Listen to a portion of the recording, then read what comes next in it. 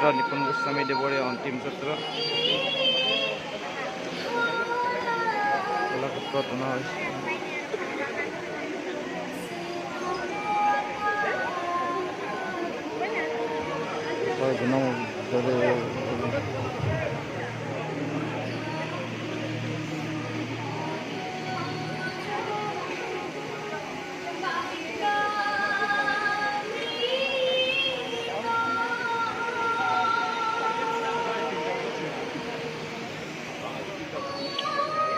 এয়া দেখুৱাবলৈ ওলাইছোঁ নিপুণ গোস্বামী অন্তিম যাত্ৰা। এতিয়া কলাক্ষেত্ৰলৈ অনা হৈছে। কলাক্ষেত্ৰৰ সংগীত নাটক একাডেমী ভৱনত সাহিত্য আৰু সংগীত ভৱনত এতিয়া তেখেতৰ নশ্বৰ দেহ আহি উপস্থিত হৈছে আৰু অসংখ্য গুণমুগ্ধৰে কলাক্ষেত্ৰৰ প্ৰাংগণ ভৰি পৰিছে। আৰু আমি ইতিমধ্যে আহি পাইছোঁ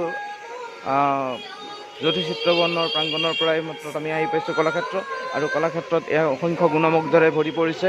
আৰু নেপথ্যত শ্ৰী মাধৱদেৱ বিৰচিত এটি সুন্দৰ বৰগীত আপোনালোকে শুনিবলৈ পাইছে। আমাৰ শৈশৱৰ হিৰো ছুপাৰষ্টাৰ নিপুণ গোস্বামী আৰু আমাৰ মাজত নাই।